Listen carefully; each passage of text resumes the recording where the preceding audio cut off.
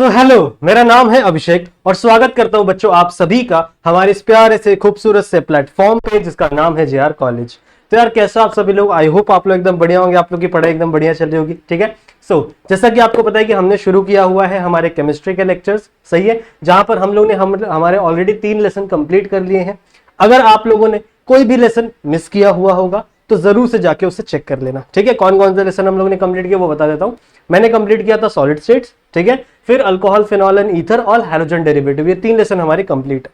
सही है। हम लोग ने शुरू किया हुआ था बच्चों लास्ट कुछ लेक्चर से सॉल्यूशन वाला चैप्टर, जिसके अंदर में काफी सारी चीजें ऑलरेडी डिस्कस हम लोग कर चुके हैं। ये है हमारा लेक्चर नंबर 4, मतलब ऑलरेडी 3 लेक्चर बने हैं इसके ऊपर। अगर आप लोगों ने पिछले लेक्चर्स नहीं देखे हैं तो जरूर से देखेंगे, और अगर आप लोगों ने देख रखे हैं तो बहुत अच्छी बात है। उसके बाद हम लोग आज के इस लेक्चर को बच्चों प्रोसीड करेंगे।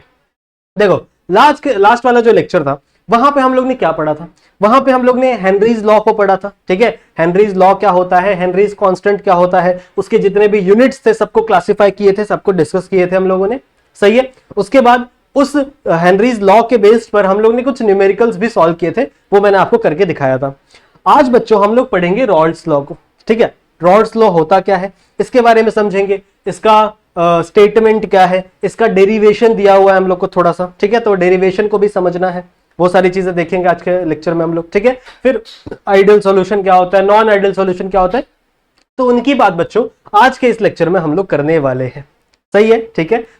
पिछले लेक्चर्स नहीं देखे हैं तो जरूर से देखना, डायरेक्ट इस लेक्चर पे जम करोगे तो चीजें अच्छे से समझ में नहीं आएंगी आप लोग को। ठीक है। और अगर देख रखे हैं तो चलो बच्चों आ जाओ, कंटिन्यू करते हैं हमारे इस चैप्टर को। ठीक है। एक बात आपको और बता दूं कि अगर आप लोगों ने हमारे इस एप्लीकेशन को नहीं डाउनलोड किया है तो जरूर से डाउनलोड करिएगा, और यदि आपको कोई भी डाउट होते हैं तो आप आ सकते हो मेरे इंस्टाग्राम पे। ठीक है। इसमें से कोई भी डाउट है तो आप मेरे इंस्टाग्राम पे आके मुझे पूछ सकते हो, कोई भी डाउट अपने मन में ना रखे कृपया। सही है। और आप बायोलॉजी के डाउट भी मुझसे पूछ सकते हो, क्योंकि मैंने ही आपको बायोलॉजी भी पढ़ाई थी, याद है ना। ठीक है। हमारे चैनल पर सिर्फ केमिस्ट्री के लेक्चर्स ही बचे हुए थे साइंस के, बाकी बायोलॉजी, फिजिक्स, मैथ सब कुछ अवेलेबल है आप लोग के लिए। सही है। तो बायोलॉजी तो मैंने ही पढ़ाई थी, बाकी फिजिक्स आपको संजीव सर ने पढ़ाया था, मैथ्स आपको नौशाद सर ने पढ़ाया था। सही है। तो उन सबके प्लेलिस्ट आपको मिल जाएंगे हमारे चैनल के अंदर। चैनल पे जाना, प्लेलिस्ट सेक्शन में जाना, हर एक सब्जेक्ट की आपको प्लेलिस्ट वहां पर मिलेगी। सही है। तो उसे देखिए, फॉलो करिए और अपनी पढ़ाई को कंटिन्यू करिए। ठीक है, चलेगा। चलो बच्चों स्टार्ट करते हैं बिना किसी देरी के आज का ये लेक्चर। चलो, कहां गया, यहाँ पे। ओके। हमें पढ़ना है बच्चों रॉल्ड्स लॉ। ठीक है। रॉल्ड्स लॉ होता क्या है वो समझना है। उसको समझने से पहले मुझे आपको कुछ टर्म्स समझाने पड़ेंगे। ठीक है। कुछ टर्म्स आपको आने चाहिए, उसके बाद ही आप रॉल्ड्स लॉ को आगे समझ सकते हो। सबसे पहला जो टर्म है that is our vapour pressure. ठीक है। बहुत सारे बच्चों को वेपर प्रेशर ही नहीं पता होता। देखो लास्ट वाले लेक्चर में मैंने आपको हेनरीज लॉ पढ़ाया था, और मैंने बताया था कि जो हेनरीज लॉ है वो पूरा का पूरा प्रेशर के ऊपर बेस्ड है। सही है। जो फैक्टर अफेक्टिंग सॉल्युबिलिटी था ना, तो उसके अंदर जो प्रेशर वाला फैक्टर था वो सिर्फ और सिर्फ गैसेस के लिए एप्लीकेबल होता था, मैंने आपको बताया था। सही है। अब हम लोग पढ़ने वाले हैं बच्चों वेपर प्रेशर क्या होता है। आखिरकार वेपर प्रेशर क्या होता है। तो जस्ट इमेजिन यहां पर बच्चों मैंने एक पॉड रखा हुआ है। इमेजिन करो एक पॉड रखा है या फिर एक बीकर रखा है, ज्यादा अच्छा शब्द है, मैंने एक बीकर रखा हुआ है। सही है। इस बीकर के अंदर बच्चों मैंने कोई सॉल्यूशन डाला है। इस बीकर के अंदर मैंने यहां पे कोई सॉल्यूशन डाला है। ये कौन सा सॉल्यूशन है, this solution is volatile solution. ये जो भी है सॉल्यूशन है, जो भी सॉल्यूशन है, ये कैसा सॉल्यूशन है बच्चों, वोलाटाइल सॉल्यूशन हो सकता है। वोलाटाइल कई प्रकार के सॉल्यूशन होते हैं। ठीक है। जैसे एसीटोन होता है, फिर अपना इथाइल अल्कोहल होता है, ऐसे कई सारे जो सॉल्यूशंस होते हैं वो क्या होते हैं, अपने volatile solution. Now what is mean by volatile solution, ऐसे सॉल्यूशन जो रूम टेम्परेचर पे ही इवापोरेट हो जाए, जो रूम टेम्परेचर पे ही एयर बन जाए, उसे हम लोग क्या बोलते हैं, वोलाटाइल सॉल्यूशन कहते हैं। ठीक है। 2 प्रकार के सॉल्यूशंस होते हैं, एक वोलाटाइल और एक नॉन वोलाटाइल। वोलाटाइल मतलब समझ में आ गया, जो नॉर्मल आपके रूम टेम्परेचर पे ही क्या बन जाए, गैस में कन्वर्ट हो जाए, इवापोरेट हो जाए। और नॉन वोलाटाइल मतलब क्या, जो रूम टेम्परेचर पे नहीं होता। जैसे मान लो पानी है, अब पानी मैंने कहीं पे रख दिया, ठीक है, तो वो पानी वैसा का वैसे ही पड़ेगा ना, वैसे ही पड़ा रहेगा जब तक उसके ऊपर धूप नहीं लगेगी, या फिर जब तक उसको मैं बॉईल नहीं करूंगा तब तक वो वेपर में नहीं कन्वर्ट होगा। लेकिन अगर आप एसीटोन हो गया, ठीक है, acetone, ethyl alcohol, methyl alcohol, अगर इन चीजों को आप ऐसे ही खुले में 2 मिनट के लिए रख दोगे ना, तो वहां पर अगर आप वापस आओगे तो देखोगे वहां से वो सारी चीजें उड़ जाएंगी रूम टेम्परेचर पे। सो ऐसे सॉल्यूशंस को मैंने क्या बोला, वोलेटाइल सॉल्यूशन। सही है।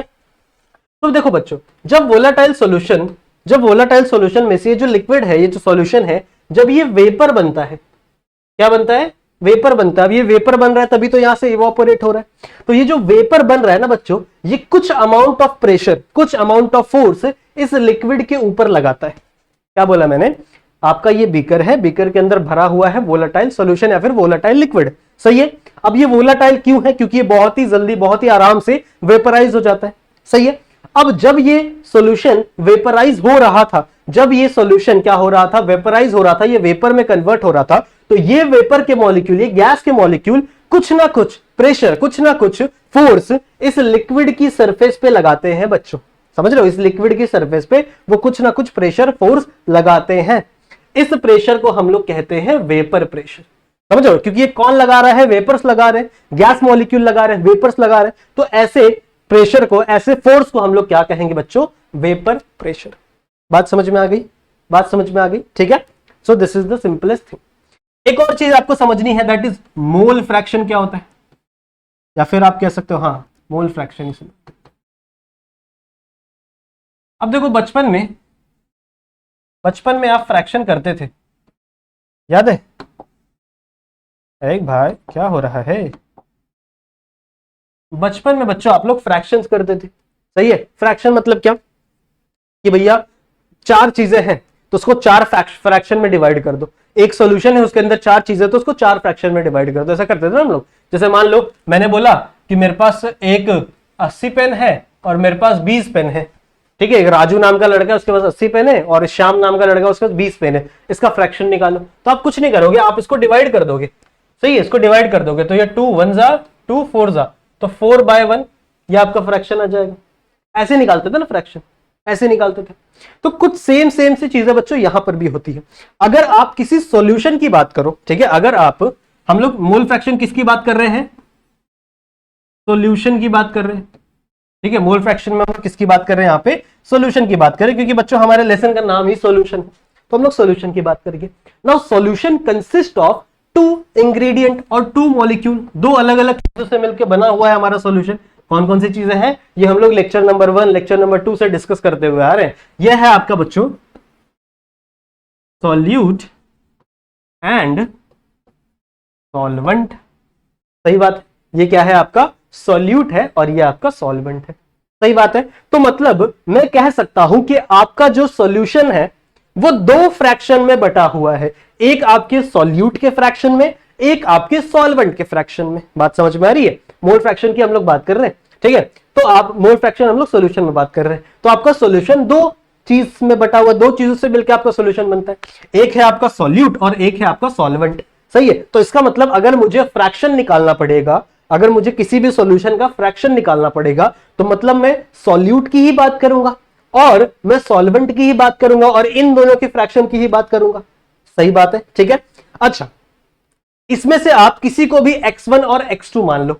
ज्यादातर ये देखा गया है कि जो सॉल्वेंट है उसे 1 नंबर दिया जाता है और जो सॉल्यूट है उसे 2 नंबर दिया जाता है। ये याद रख लो, ये याद रख लो, हमेशा कहीं पे लिख लेना कि जो आपका सॉल्वेंट है उसे फर्स्ट नंबर दिया जाता है और जो आपका सॉल्यूट है इसे हम लोग सेकंड नंबर देते हैं। इसीलिए मैं कह सकता हूं कि इसका फ्रैक्शन है x1 और इसका फ्रैक्शन है x2। अब इसका फ्रैक्शन कुछ भी हो सकता है, अलग अलग सॉल्यूशन में अलग अलग कॉन्सेंट्रेशन हो सकता है ना किसी का भी, समझ रहे हो, अलग अलग सॉल्यूशन में अलग अलग कॉन्सेंट्रेशन हो सकता है सॉल्यूट एंड सॉल्वेंट का। तो मैंने क्या बोल दिया कि सॉल्वेंट का जो फ्रैक्शन है वो है x1 एंड सॉल्यूट का जो फ्रैक्शन है वो क्या है x2। और आपको पता है कि जब आप फ्रैक्शन को ऐड करते हो तो हमेशा आपकी वैल्यू कितनी आती है 1। ठीक है, तो यहां से भी एक हमारा लाइन बनेगा, एक बनेगा बच्चों हमारा, that is x1 plus x2 is equal to 1। जो फ्रैक्शन है बच्चों आपके सॉल्यूट और सॉल्वेंट का, ये हमेशा क्या किसके इक्वल होगा, 1 के इक्वल होगा। इतनी बातें आपको ध्यान में रखनी पड़ेंगी। और भी कुछ चीजें हैं जो आपको मैं बताऊंगा धीरे धीरे करके, पर अभी इतनी चीजें तो आप जरा ध्यान में रखिए। ठीक है, समझ में आ गया। तो आपको क्या क्या समझ में आ गया, आपको वेपर प्रेशर क्या होता है समझ में आ गया, आपको वोलाटाइल सॉल्यूशन या फिर वोलाटाइल कंपोनेंट क्या होता है समझ में आ गया, आपको मोल फ्रैक्शन समझ में आ गया, ठीक है। मोल फ्रैक्शन किसके किसके होते हैं, सॉल्यूट और सॉल्वेंट के। नंबरिंग किसको देनी है, सॉल्वेंट को फर्स्ट नंबर, सॉल्यूट को सेकंड नंबर, ठीक है। तो सॉल्वेंट आपका x1 कहलाएगा, सॉल्यूट आपका x2 कहलाएगा, और यहां से भी एक लाइन बनेगी that is x1 plus x2 is equal to 1। मतलब आपका जो दोनों फ्रैक्शन है वो मिलाकर हमेशा क्या कहलाएंगे, कितने नंबर होंगे, वो हमेशा 1 होंगे। बात समझ में आ रही है, बात समझ में आ रही है, ठीक है, क्लियर है, ओके। अब बात करते हैं बच्चों इसकी जरा वापस बात करो। ये है आपका वेपर प्रेशर, हम लोग समझ रहे थे। ये आपका एक बीकर था, बीकर के अंदर मैंने वोलाटाइल सॉल्यूशन डाला हुआ था। नाउ दिस इज सॉल्यूशन, आप देख सकते हो ये क्या है, सॉल्यूशन है। सॉल्यूशन मतलब क्या, कि इसके अंदर दो चीजें होंगी, एक आपका सॉल्वेंट होगा और एक आपका सॉल्यूट होगा। सही बात है, एक आपका सॉल्वेंट होगा और एक आपका सॉल्यूट होगा। सही बात है, कुछ सॉल्वेंट प्रेशर लगा रहा होगा, कुछ सॉल्यूट प्रेशर लगा रहा होगा। तो इसके प्रेशर की हम लोग वैल्यू भी डिनोट कर सकते हैं, समझ लो। मान लो यहां पे सॉल्वेंट A है, A1 है, और सॉल्यूट A2 है, सही है। तो A1 जितना प्रेशर लगा रहा है उसे मैं P1 नॉट कह सकता हूं। A1 यहां पे बहुत सारा खिचमिच बच रहा है, पहले आप इसका स्क्रीनशॉट ले लो, फिर इसको हम लोग आगे बढ़ते हैं और आगे समझते हैं। समझ में आ गया, ठीक है, समझ में आ गया, वेरी गुड, एकदम सिंपल, बहुत अच्छे। अब इसको मैं मिटा रहा हूं, ठीक है, मुझे और कुछ चीजें आपको समझानी है तो मैं इसको मिटा रहा हूं।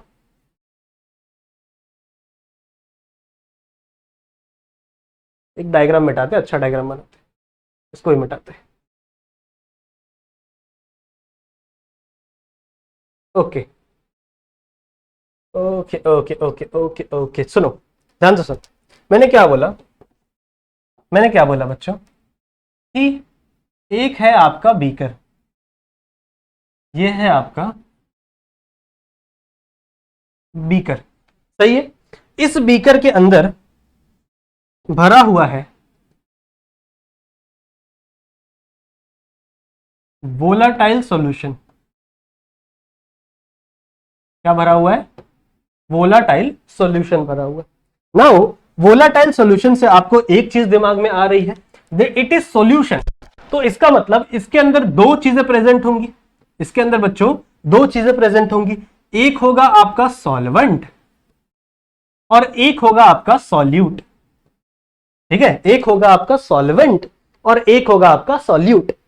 फॉर एग्जाम्पल मैं सॉल्वेंट को A1 लिख रहा हूं, क्यों A1 लिख रहा हूं, क्योंकि हमेशा सॉल्वेंट को 1 नंबर देना है, ये याद रखना है, ये याद रखना है, ठीक है। हमेशा सॉल्वेंट को 1 नंबर दो और सॉल्यूट को 2 नंबर दो, ठीक है। तो जो भी सॉल्वेंट इसके अंदर प्रेजेंट है उसका नाम मैं लिखता हूं A1, और जो भी सॉल्यूट इसके अंदर प्रेजेंट है उसको मैं नाम देता हूं A2, सपोज दैट, ठीक है।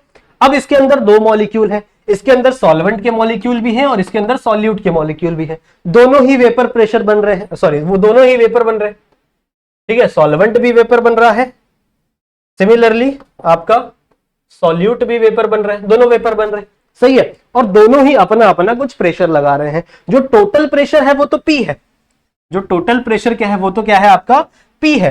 पर अगर मैं कहूं कि सिर्फ A1 मॉलिक्यूल ही कुछ प्रेशर लगा रहा होगा और A2 मॉलिक्यूल भी कुछ प्रेशर लगा रहा होगा, तो A1 मॉलिक्यूल का जो वेपर प्रेशर होगा उसको मैं डिनोट करूंगा P1 नॉट से। किससे डिनोट करूंगा, P1 नॉट से। P1 नॉट का मतलब क्या है, initial pressure of the solvent. और वहीं A2 सॉल्यूट मतलब आपका जो भी प्रेशर लगा रहा होगा उसे मैं किससे डोनेट करूंगा, P2 नॉट से। उसे मैं किससे डिनोट करूंगा बच्चों, P2 नॉट से। तो मतलब कुछ प्रेशर आपका सॉल्वेंट लगा रहा है, कुछ प्रेशर आपका सॉल्यूट लगा रहा है, और इसको मिला जुला कर हम लोग क्या कहेंगे, कंप्लीट प्रेशर, सही है। तो ये थोड़ा सा प्रेशर है, ये थोड़ा सा प्रेशर है, जब आप इन दोनों प्रेशर को मिला दोगे तो ये आपका टोटल प्रेशर हो जाएगा overall. So this P is our total pressure, this P is our total vapour pressure, लिखो तो ज्यादा अच्छा लगेगा, टोटल वेपर प्रेशर। और मैं लिख सकता हूं that this P is equal to P1 not plus P2 not. क्या ये स्टेटमेंट सही रहेगी, बिल्कुल सही रहेगी, सही बात है ना। क्योंकि देखो सॉल्वेंट जितना प्रेशर लगा रहा है वो है आपका P1 नॉट, और सॉल्यूट जितना प्रेशर लगा रहा है वो है आपका P2 not.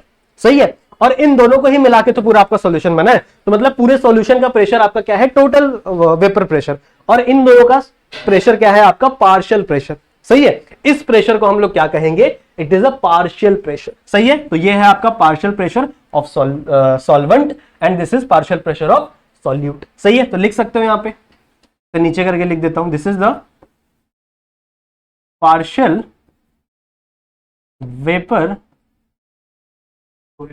Pressure of solvent, और सिमिलरली ये क्या हो जाएगा, this is our partial vapour pressure of solute.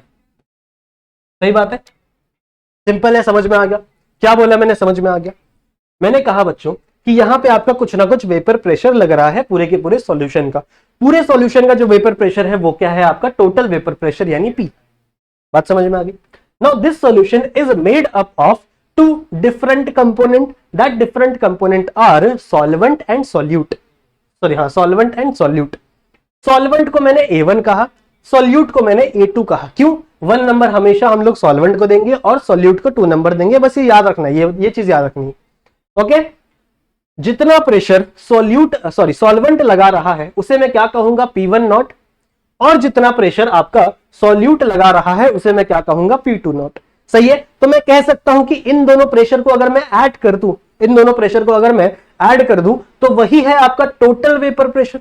सही है, तो वही चीज मैंने यहां पर भी लिख दी। सही है, यही चीज मैंने यहां पर भी लिख दी, that is your total pressure is equal to pressure of partial vapour pressure of solvent और partial vapour pressure of solute. Partial मतलब क्या होता है, पार्शियल मतलब थोड़ा सा, पार्शियल मतलब क्या, थोड़ा सा। तो ये थोड़ा सा फोर्स ये लगा रहे, थोड़ा सा फोर्स ये लगा रहे, दोनों मिला के आपका टोटल वेपर प्रेशर। इसी स्टेटमेंट को दिया था डाल्टन ने। ठीक है, डाल्टन्स लॉ यही स्टेटमेंट कहती है, यही स्टेटमेंट दिया गया था किसने, बाय डाल्टन। तो this is the Dalton's law. समझ में आ गया डाल्टन्स लॉ क्या है, समझ में आ गया डाल्टन्स लॉ क्या है। डाल्टन लॉ अलग से नहीं समझाया गया तुम लोग को, पर मैंने तुम लोग को अलग से समझा दिया that this is the Dalton's law. और इसी डाल्टन्स लॉ को हम लोग यूज करेंगे रॉल्स लॉ के अंदर, और उसको हम लोग आगे से समझेंगे। तो इतनी बातें क्लियर है, एक बार नोट डाउन करो, उसका स्क्रीनशॉट लो फटाक से।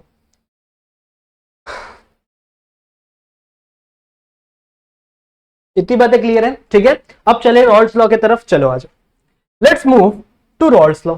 ये है आपका रॉल्स, इसका स्टेटमेंट पढ़ो जरा, क्या कहता है इसका स्टेटमेंट। देखो सब समझ में आएगा, जो जो चीजें मैंने अभी तुम लोगों को सिखाई है ना, वही चीज यहां पे लिखी हुई है।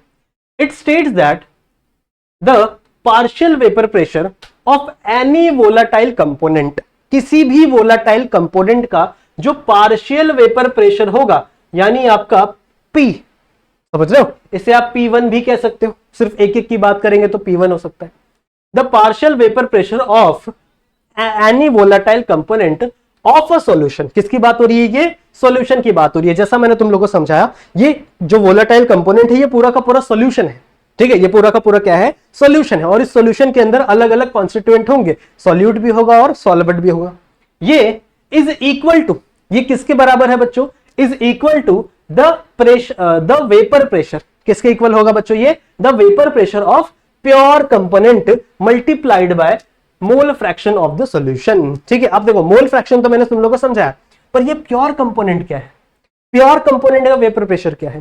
प्योर कंपोनेंट मतलब कुछ नहीं है, प्योर कंपोनेंट मतलब सॉल्वेंट की बात हो रही है, इसकी बात हो रही है, सॉल्वेंट की बात हो रही है। मतलब अगर आपने सॉल्वेंट के अंदर अभी तक सॉल्यूट नहीं डाला है तो वो आपका प्योर कंपोनेंट है, पर जैसे ही आपने सॉल्वेंट के अंदर क्या डाल दिया, सॉल्यूट डाल दिया, तो वो इम्प्योर हो गया और वो सॉल्यूशन बन जाएगा। ठीक है, वो क्या हो जाएगा, इम्प्योर, और वहां पे आपका क्या बन जाता है बच्चों, सॉल्यूशन बन जाता है। ठीक है, बात समझ में आ गई, बात समझ में आ गई। तो ये एकदम सिंपल सा स्टेटमेंट था, समझ में आ गया ये क्या कह रहा है। ये कह रहा है कि आपका जो टोटल वेपर प्रेशर है, टोटल पार्शियल वेपर प्रेशर है, पार्शियल वेपर प्रेशर की बात हो रही है, यानी P1 का अलग होगा और P2 का अलग होगा। पार्शियल मतलब क्या, छोटे छोटे क्वांटिटी, छोटे छोटे क्वांटिटी किसकी होती है, सॉल्यूट की और सॉल्वेंट की अलग अलग होती है।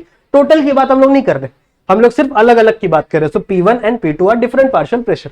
सो it state that the partial vapour pressure of any volatile component of a solution, solution के अंदर, इज इक्वल टू किसके बराबर होगा, ये होगा बच्चों आपके vapour pressure of the pure component, pure component के वेपर प्रेशर, यानी आपके सिर्फ सॉल्वेंट की बात होगी। सॉल्वेंट को हम लोग पी नॉट से दिखाएंगे, इसके अंदर पी नॉट से दिखाएंगे, इसके पहले हम लोग नहीं दिखा रहे था, तो इसके अंदर हम लोग पी नॉट से सॉल्वेंट को दिखाएंगे, यानी प्योर यानी आपका सॉल्वेंट, इज मल्टीप्लाइड बाय, इसको किससे मल्टीप्लाई करेंगे बच्चों, हम लोग मोल फ्रैक्शन से मल्टीप्लाई करेंगे। सही है, तो मोल फ्रैक्शन मैंने अभी तुम लोगों को समझाया, सॉल्वेंट के लिए x1 और सॉल्यूट के लिए x2 हम लोग यूज करने वाले। सही है, तो इस ये जो लॉ है, ये लॉ किसने दिया था, आपके रोल्स लॉ ने। सही है, रोल्स अंकल ने। अब इससे दो लाइन हम लोग लिख सकते हैं, बिल्कुल लिख सकते हैं। इसके हिसाब से हम लोग लिख सकते हैं बच्चों that your P1 is equal to किसके बराबर होगा, P1 नॉट x1। सही है, और P2 is equal to P2 not x2। क्या ये लाइन सही है, बिल्कुल। ये है आपके सॉल्वेंट के लिए और ये है आपके सॉल्यूट के लिए। सही है, ये जो लाइन है ये है आपके सॉल्वेंट के लिए और ये लाइन आपके सॉल्यूट के लिए कही गई है। सिंपल सी बात है। और ये दोनों लॉ, ये जो दोनों स्टेटमेंट है, ये कहां से आए, ये आए बच्चों रॉल्स लॉ से।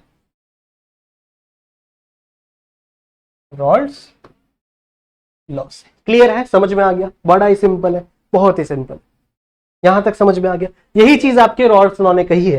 रॉल्स लॉ ने यही कहा कि ये जो आपका पार्शियल वेपर प्रेशर है, इसको ये किसके बराबर होगा, is equal to the vapour pressure of pure component, this is the pure, सिर्फ सॉल्वेंट का and multiplied by mole fraction of the component. तो यही यहां पे भी लिखा हुआ था, ये चीज यहां पे भी लिखी हुई थी, that is your partial vapour pressure of the any volatile component, वही वोलेटाइल कंपोनेंट किसके इक्वल होगा, is equal to the vapour pressure of the pure component, यानी आपका सिर्फ सॉल्वेंट या फिर सिर्फ solute, multiplied by its mole fraction of the solution.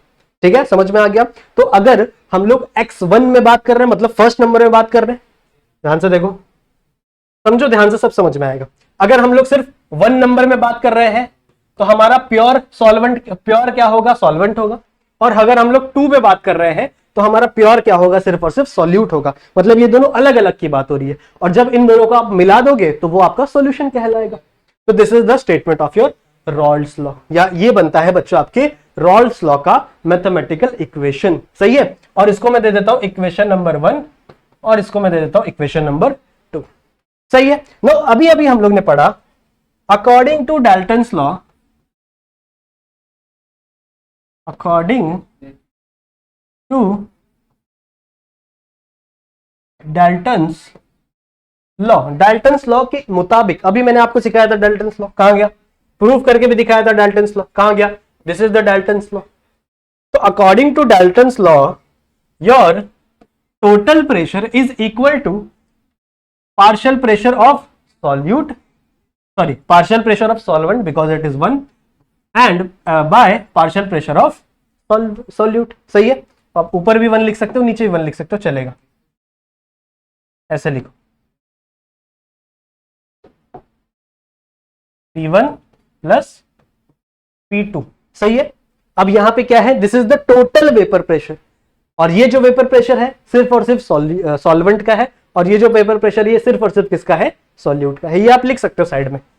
तो दिस इज इक्वेशन नंबर 3, और यहां पे आप लिख सकते हो वेयर, जितना आप अच्छे से लिखोगे उतना ही ज्यादा आपको मार्क्स मिलेगा। सही है ना, जितना ज्यादा आप अच्छे से डिराइव करोगे तो उतने अच्छे से आपको मार्क्स मिलेगा। So where this P is equal to total vapour pressure of a solution. सही है। सिमिलरली आप इस P1 के लिए लिख सकते हो, it is a partial vapour pressure of solvent and this is the partial vapour pressure of solute. वो आप यहां पे लिख लेना। ठीक है, पूरा लिख के तो नहीं देने वाला मैं, समझ रहे हो ना। ठीक है, चलो अब आपके पास P1 की वैल्यू है, P2 की वैल्यू है, तो फ्रॉम इक्वेशन, या फिर आप ऐसे लिख सकते हो, put the value of P1 and P2 from equation 1 and 2 to 3। सही है, तो इसका मतलब क्या है कि आपको P1 और P2 की वैल्यू को डालना है, कहां पे डालना है, इस प्लेस पे कहां पे डालना है आपको, इक्वेशन 3 में डालना है। और कहां से उठा रहे हो आप, इक्वेशन 1 एंड इक्वेशन 2 से उठा रहे हो। ठीक है, तो यहां से निकल जाएगा वैल्यू। आ जाओ आगे देखते हैं। तो क्या हो जाएगा, total pressure is equal to, क्या हो जाएगा यहाँ पे, P1 not x1 plus P2 not x2। समझ में आई बात? यही चीज मैंने यहाँ पे भी लिखी थी, यही सेम चीज मैंने यहाँ पे भी लिखी थी, that is your P1 not x1 और P2 नॉट x2। ये है आपके सॉल्वेंट के लिए और ये है आपके सॉल्यूशन के लिए। इतनी बात आपको समझ में आई है? इतनी बात आपको समझ में आई है? समझ में आ गई? Very good very good very good very good. अब याद करो, मैंने आपको एक चीज सिखाई थी, ध्यान से सुनेंगे। मैंने आपको एक चीज सिखाई थी, इस x1 की वैल्यू हम कहां से निकाल सकते हैं, कहां से निकाल सकते हैं? मिटा दिया होगा शायद मैंने यहाँ पे, नहीं यहाँ पे नहीं लिखा है। मैंने आपको एक चीज समझाई थी कि जो मोल फ्रैक्शन जब मैंने आपको पढ़ाया था, मोल फ्रैक्शन जब मैंने आपको पढ़ाया था, मैंने बोला था मोल फ्रैक्शन सॉल्यूशन का दो है, एक सॉल्यूट का और एक सॉल्वेंट का। सॉल्वेंट के लिए x1, सॉल्यूट के लिए x2। और मैंने क्या बोला था कि इन दोनों का एडिशन हमेशा कितना होगा, 1। इन दोनों का एडिशन हमेशा कितना होगा बच्चों, 1। तो यहां से मैं x1 की वैल्यू निकाल सकता हूं, बिल्कुल निकाल सकता हूं। आ जाओ, कहां गया, हाँ यहां पे हम लोग पहुंचे हुए। नो आप लिख सकते हो, वी नो, हमको पता है, क्या पता है हमको, that x1 plus x2 is equal to 1। This is our mole fraction of solvent and solute. सही है, यहां से मैं x1 की वैल्यू निकाल सकता हूं। कैसे निकालूंगा, देखो ध्यान से। यहां से आएगा मेरा x1 इज इक्वल टू, ये इधर चला तो 1 minus x2। x1 is equal to, x1 is equal to क्या हो जाएगा बच्चों, 1 माइनस x2 हो जाएगा। सही है। नाउ इस वैल्यू को, ये दिख रहा है x1 की वैल्यू को, इस वैल्यू को मैं इस जगह पे पुट करूंगा, इस x1 की जगह पे पुट करूंगा। सही है, तो क्या हो जाएगा, P is equal to your, थोड़ा नीचे लिखते हैं, total pressure is equal to P1 not, अब इसकी जगह क्या आ जाएगा यहाँ पे, 1 माइनस x2। सही है, और प्लस यहाँ पे क्या आ जाएगा, P2 नॉट x2। सही है, सबसे पहले ब्रैकेट सॉल्व करेंगे, कैसा आएगा, P1 not minus P1 not x2। सही है, इन दोनों का मल्टीप्लीकेशन हो जाएगा। सही है, उसके बाद यहां पे क्या आ जाएगा, प्लस P2 नॉट x2। सही है, कुछ ऐसा आपको वैल्यू मिलेगा, कुछ इस तरीके का वैल्यू मिलेगा आपको। सही है, अब यहां से देखो क्या कर सकते हो आप, इस पोजीशन से यहां पे x2 कॉमन है, इस पोजीशन में आपका x2 और x2 कॉमन है, तो यहां से आप कॉमन निकाल लो इसको। P1 not is equal to, minus लगा रहने दो, यहां पे क्या हो जाएगा आपका, P1 not plus P2 not. सही है, और यहां पे क्या हो जाएगा आपका x2 बाहर। सही है, बड़ा ही सिंपल सा, और आपका सॉल्यूशन यहां पे आपको मिल गया है। इसको मल्टीप्लाई करोगे, इसको यहां पे मल्टीप्लाई करोगे, अंदर करोगे तो यहां पे आ जाएगा आपका P1 नॉट x2, इसको इससे मल्टीप्लाई करोगे आपका मिलेगा P2 नॉट x2। सही है, तो यहां पे बच्चों हमारा ये इक्वेशन सॉल्व हुआ है, and this equation is the final equation of your Rawls law.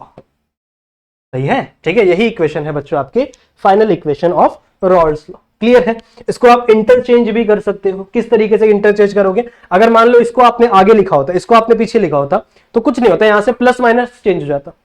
इसको हम लोग ऐसे भी लिख सकते हैं, कोई दिक्कत की बात नहीं है। देखो, अगर इसको मैं क्या करूं, -1 से मल्टीप्लाई कर दूं, मान लो इसको मैंने -1 से मल्टीप्लाई कर दिया, तो टोटल भी क्या हो जाएगा, इधर आ जाएगा माइनस P1 नॉट, इधर क्या आ जाएगा आपका प्लस, और यहां पे P1 not plus P2 not, और यहां पे x2। बस इसको अपोजिट कर दो। ये भी पॉसिबिलिटी है, आपके बुक में कुछ ऐसा लिख के दिया है ना, टेंशन नहीं लेने का, दोनों ही सही है। यहां पे x2 माइनस P1 नॉट। सही है, ठीक है, सो दोनों ही पॉसिबिलिटी करेक्ट, दोनों ही पॉसिबिलिटी आपकी करेक्ट हो सकती है। या फिर आप इसको इक्वेशन को खोल के भी आप मल्टीप्लाई करोगे तो भी कोई दिक्कत की बात नहीं। उस टाइम पे क्या होगा, उस कंडीशन पे यहां पे ये प्लस हटेगा, यहां पे माइनस आ जाएगा P1 नॉट, और यहां पे ऐड हो जाएगा। समझ रहे हो, तो ये है बच्चों आपका फाइनल इक्वेशन। ठीक है, this is the final equation of your Rawls law. ये है बच्चों आपका फाइनल इक्वेशन किसका, रॉल्स लॉ का। क्लियर है, समझ में आ गया? इसको डब्बा बना लो, इसको डब्बा बना लो। क्लियर है? सही सही है। क्या समझा हम लोग को यहां से? हमको क्या समझा? दैट रॉल्ड्स लॉ हमको क्या समझा रहा है कि हमारा जो पार्शियल वेपर प्रेशर है, हमारा जो पार्शियल वेपर प्रेशर है किसी भी वोलेटाइल सॉल्यूशन का, वो किसके इक्वल होता है? वो हमेशा इक्वल होता है बच्चों वेपर प्रेशर के। किसके? प्योर कंपोनेंट के। प्योर कंपोनेंट कोई भी हो सकता है। अगर आप सॉल्वेंट में बात किसी भी सॉल्यूशन के सॉल्वेंट की बात करो तो सॉल्वेंट आपका प्योर कंपोनेंट होगा। अगर आप सॉल्यूट की बात करो तो सॉल्यूट आपका प्योर कंपोनेंट होगा। सही है? उससे और उसको आप मल्टीप्लाई करोगे आपके value, that is our mole fraction से। ठीक है? मोल फ्रैक्शन क्या है? आपका x1 एंड x2। सही है? तो जब आप इसको लेके सारी चीजें सॉल्व करोगे तो एंड में आपको क्या मिलेगा? ये वाली वैल्यू आपको मिलेगी। ठीक है? या आप यहां से आप माइनस मल्टीप्लाई करके भी कर सकते हो, चलेगा। ये वैल्यू भी यूज करो, वो वैल्यू भी यूज करो, चलेगा। This is your Raoult's law. समझ में आ गया? ठीक है? क्लियर है? समझ में आ गया? चलो अब आगे बढ़ते बच्चों। एक अब हमको न्यूमेरिकल दिया हुआ है, यहां पे हमको एक न्यूमेरिकल दिया हुआ है। अच्छा, न्यूमेरिकल से पहले एक और चीज समझ लो, आपके बुक में दिया हुआ है mole fraction of vapours. Mole fraction of vapours. अब देखो, अभी हमने जो मोल फ्रैक्शन की बात की वो हम लोग ने बात की सॉल्यूशन में। सही है? अभी हम लोग ने जो मोल फ्रैक्शन की बात की थी वो था हमारा नॉर्मल सा सॉल्यूशन। कौन सा सॉल्यूशन था? वोलेटाइल सॉल्यूशन था। इस वोलेटाइल सॉल्यूशन के अंदर एक था आपका सॉल्वेंट और एक था आपका सॉल्यूट। सही है? एक था आपका सॉल्वेंट और एक था आपका सॉल्यूट। आप क्या कह रहे थे कि भैया इसका कुछ फ्रैक्शन होगा और इसका कुछ फ्रैक्शन होगा। इसको मैंने बोला x1, इसको मैंने बोला x2, और दोनों को ऐड करके कितना आना चाहिए? हमेशा 1 आना चाहिए। ये हम लोग ने एक नॉर्मल सी स्टेटमेंट बनाई थी आपके सॉल्यूशन के लिए। सिमिलर सी स्टेटमेंट आप बना सकते हो आपके वेपर्स के लिए भी। अब वेपर के लिए कैसे बनाएंगे भैया? देखो, अगर आपका सॉल्यूशन क्या है? वोलेटाइल है। सही है? और अगर आपने उसको नॉर्मली ही ऐसे रूम टेम्परेचर पर रख दिया तो वो किसमें कन्वर्ट होगा? वेपराइज हो जाएगा ना। दिस इज द बीकर, इसके अंदर मैंने भरा है हमारा वोलेटाइल सॉल्यूशन। सही है? वोलेटाइल सॉल्यूशन भरा है जिसके अंदर सॉल्वेंट सॉल्यूट दोनों चीजें पड़ी हुई है। अब जब ये वेपराइज हो रहा है, धीरे धीरे जब ये वेपराइज हो रहा है बच्चों, तो इसके अंदर आपका सॉल्वेंट भी वेपराइज होगा, सॉल्यूट भी वेपराइज होगा। तो मतलब वेपर्स में भी कुछ ना कुछ फ्रैक्शन होंगे सॉल्यूट और सॉल्वेंट के। वेपर्स में भी कुछ ना कुछ सॉल्यूट एंड सॉल्वेंट के क्या होंगे? फ्रैक्शन प्रेजेंट होंगे। तो जो ध्यान से सुनेंगे, जो आपका वेपर है उसके अंदर भी सॉल्वेंट और सॉल्यूट प्रेजेंट होगा। ठीक है? इसके अंदर भी सॉल्वेंट और सॉल्यूट की कुछ ना कुछ कॉन्सेंट्रेशन प्रेजेंट होगी। सही है? और इसको हम लोग रिप्रेजेंट करेंगे y से। सही है? तो इसका जितना भी फ्रैक्शन होगा, सॉल्वेंट का जितना भी फ्रैक्शन होगा आपके वेपर के अंदर, उसे हम लोग कहेंगे y1। क्यों 1? क्योंकि मैंने आपको बताया था कि 1 नंबर हमेशा आप यूज करोगे सॉल्वेंट के लिए, और जो आपका सॉल्यूट है उसे हम लोग रिप्रेजेंट करेंगे किससे? y2 से। ठीक है? उसे हम लोग किससे रिप्रेजेंट करेंगे? y2 से। सही है? तो यहां पर आपका स्टेटमेंट क्या बनेगा? वही स्टेटमेंट, नॉर्मल सा line, y1 plus y2 is equal to 1, will always equal to 1, where the y1 is the mole fraction of the solvent and y2 is the mole fraction of the solute, and दोनों का mole fraction मिलाकर हमेशा क्या कहलाएगा? 1 कहलाएगा। ठीक है? दोनों का वैल्यू हमेशा क्या आना चाहिए? 1 आना चाहिए। क्लियर है? समझ में आ गया? सो ये भी आपको ध्यान में रखना है, क्योंकि बहुत सारे एग्जाम्पल में जब आप एग्जाम्पल सॉल्व करोगे, न्यूमेरिकल सॉल्व करोगे, तो वहां पर आपको सॉल्यूशन का भी मोल फ्रैक्शन फाइंड करने बोलेगा, कंपोनेंट का, और आपके वेपर का भी फाइंड करने बोलेगा। ठीक है? तो अभी जो हम लोग क्वेश्चन सॉल्व करने वाले उसके अंदर ये दोनों बोला गया। सही है? तो इसका भी एक बार स्क्रीनशॉट ले लो, उसके बाद हम लोग आगे बढ़ेंगे। क्लियर है?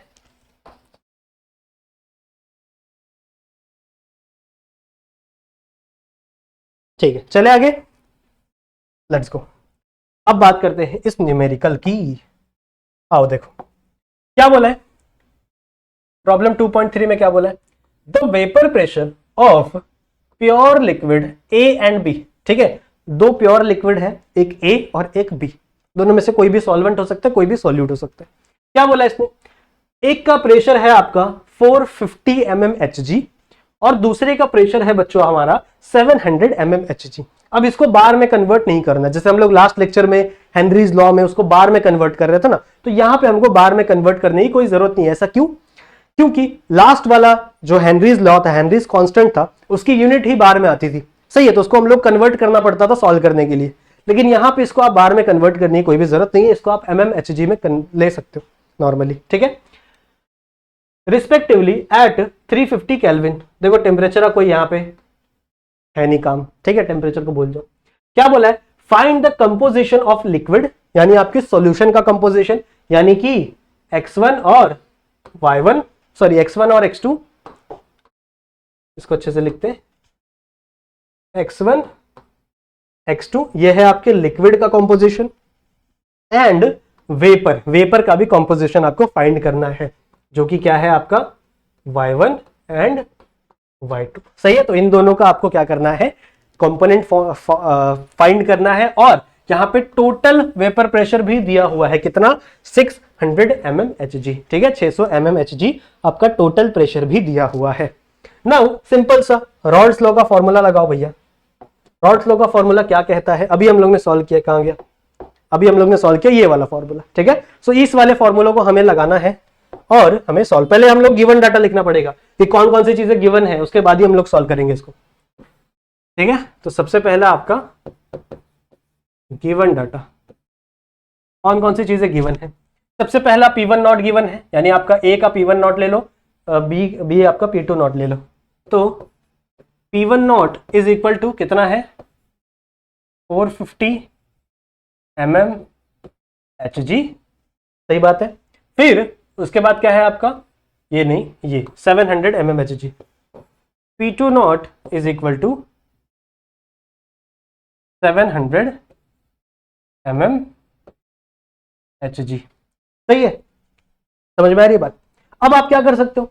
अब आप ना जो नंबर ज्यादा है उसको पहले लिखो और जो नंबर छोटा है उसको बाद में लिखो। तो पहले आप P2 लिखोगे, फिर P1 लिखोगे, फॉर्मूले के अंदर भी, यहाँ पे भी इसको चेंज करो। हाँ, यहाँ पे P2 है, यहाँ पे P1 है, इसीलिए शायद ये माइनस हुआ था।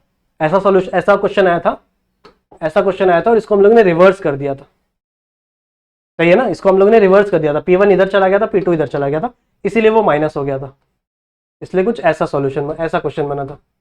P1 not sorry P2 not minus P1 not, और यहाँ पे आपका क्या था?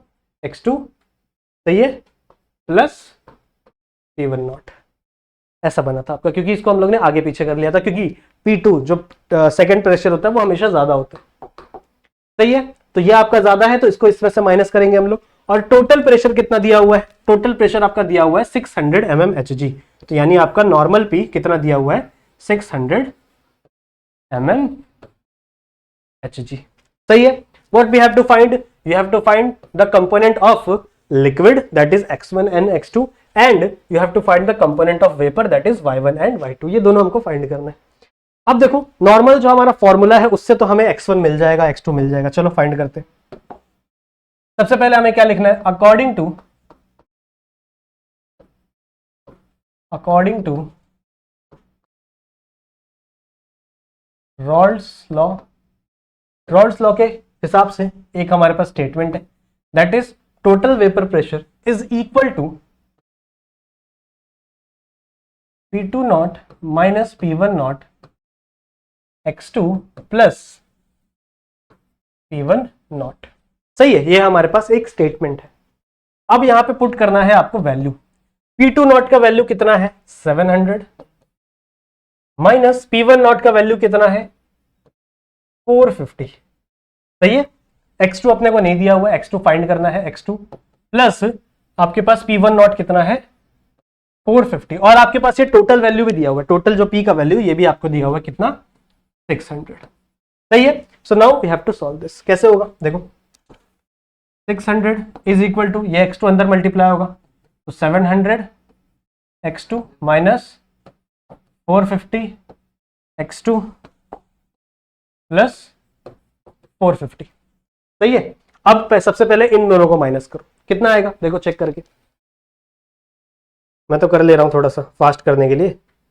700 माइनस 450, 250, देखो मेरा मैथ्स इतना स्ट्रांग है नहीं, तो 250 एक्स स्क्वायर प्लस 450। सही है, सही है। फिर ये वाले वैल्यू को यहां भेज दो, तो 650 minus 450 is equal to 250 x square. सही है, इसका वैल्यू निकालो कितना आएगा, इधर आएगा आपका 50, हाँ 150 आएगा। 150 is equal to 250 x square. सही है। अब अगर आपको एक्स स्क्वायर का वैल्यू निकालना है तो सिर्फ आपको नॉर्मल से इतना करना है, 150 डिवाइड बाय 250। आगे करते हैं, आ जाओ आगे करते हैं। सो नॉर्मल से आपको क्या करना है, x2 इज इक्वल टू क्या हो जाएगा, 150 डिवाइड बाय 250। सही है। तो जब आप इसको सॉल्व करोगे आपको मिलेगा x2 का वैल्यू दैट इज 0.6। सही है, इतने आना चाहिए ना, यस यस 0.6 सही है हमारा। सही है, तो आपको x2 का वैल्यू मिल गया दैट इज 0.6। तो आप x1 भी निकाल सकते हो। क्या फॉर्मूला था हमारे पास, x1 plus x2 is equal to 1। सही है, हमें क्या फाइंड करना है, x1, तो इसको इधर लेके चले जाओ, तो x1 is equal to 1 minus x2, 1 minus 0.6, तो x1 क्या मिल जाएगा अपने को, 0.4। सही है, तो ये दो चीजें हमको बड़ी ही आसानी से मिल गई है। कौन कौन सी, एक आपका x1, इसको यहां से लाइन खींचते हैं, ठीक है। सो एक आपका x1 और एक आपका x2, ये चीजें हमें आराम से मिल चुकी। ठीक है, अब आगे हमें फाइंड करना है y1 और y2। ठीक है, y1 और y2, चलो आज फाइंड करते हैं। अब हमारे पास फॉर्मूला है, क्या फॉर्मूला है, P1 is equal to y1p। सही है, और P2 यहां पर लिखते हैं, P2 is equal to y2p। सही है, ये आपके पास फॉर्मूला है। अब आप इस p को चेंज कर सकते हो। इस p का नाम, इस p की जगह हम लोग क्या लिख सकते हैं, P1 नॉट x1 और P2 नॉट x2। सही है, हमें पता है ना एक चीज, हमें पता है कि p क्या होता है, P1 नॉट x1। सही है, और एक और क्या होता है, P2 नॉट x2, ये हम लोग ने पढ़ा है। सही है, तो हम लोग इस p की जगह इसको रिप्लेस कर देंगे, आराम से चलेगा, कोई दिक्कत की बात नहीं है, कोई दिक्कत की बात नहीं है। तो यहां पे क्या आ जाएगा आपका, P1 is equal to y1 P1 not x1। ठीक है, समझ में आ रही बात, सिंपल है, बड़ा ही सिंपल। ओके, अब क्या करना है अपने को, यहां पर वैल्यूज डालना है, जितनी वैल्यूज अपने को पता है उतनी वैल्यूज हम लोग डालेंगे, और यहां से y का वैल्यू हम लोग फाइंड करेंगे, P1। ठीक है, P1 का वैल्यू कितना है, P1 का वैल्यू कितना है, मतलब P1 आपका, P1 नॉट टोटल वैल्यू है अपने पास 600, और नॉर्मल P1 का वैल्यू कितना है अपने पास, 450 mmHg। ठीक है,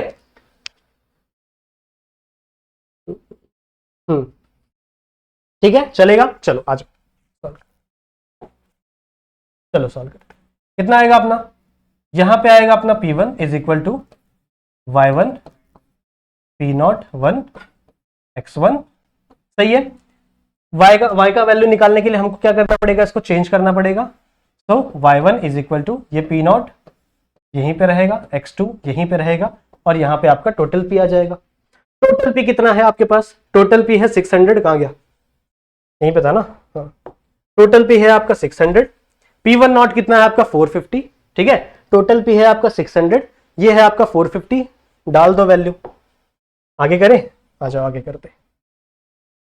y1 is equal to P1 not into x1 divide by P।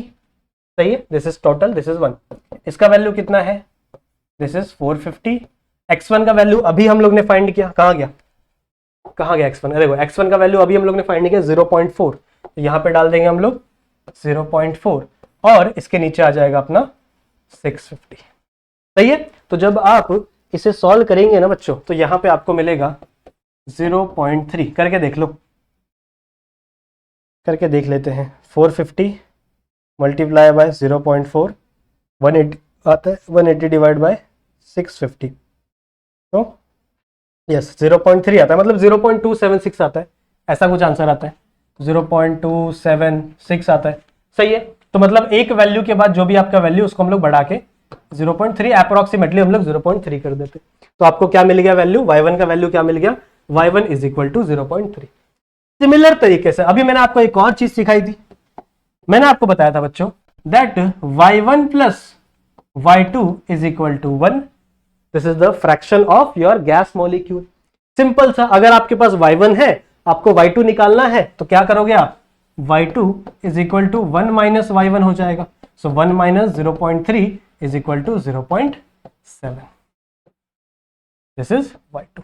सही है, तो सबका वैल्यू मिल गया हमको, y1 भी मिल गया 0.3, y2 भी मिल गया 0.7, साथ ही साथ में x1 भी मिल गया 0.4 और x2 भी मिल गया 0.6। क्लियर है, समझ में आ गया, समझ में आ गया, ठीक है। सो ये था बच्चों हमारा सॉल्यूशन इस न्यूमेरिकल का। आई होप आप लोग को ये न्यूमेरिकल समझ में आ गया होगा, आपको रॉल्ड्स लॉ समझ में आ गया होगा, ठीक है। सो लेक्चर ज्यादा बड़ा नहीं करेंगे, जो आइडियल और नॉन आइडियल गैस है वो हम लोग अगले लेक्चर के लिए रखते हैं, और अगले ही लेक्चर से हम लोग हमारे अपना प्रॉपर्टीज को शुरू करेंगे, जहां पे हम लोग अलग अलग चीजें पढ़ेंगे, जैसे लोअरिंग ऑफ वेपर प्रेशर, सही है, lowering of melting point, depression in freezing point, तो ये सारी चीजें हम लोग समझेंगे वहां पर। क्लियर है, समझ में आ गई बात, ठीक है।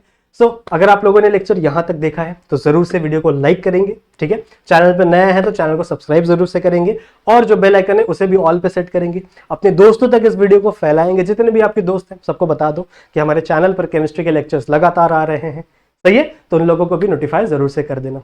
बाकी मैं मिलता हूं आप लोगों से अगली वीडियो में, अगले लेक्चर में, तब वहां पे भी हम लोग कई सारी नई नई चीजें डिस्कस करेंगे। तब तक के लिए अपना ख्याल रखना एंड कीप स्टडी।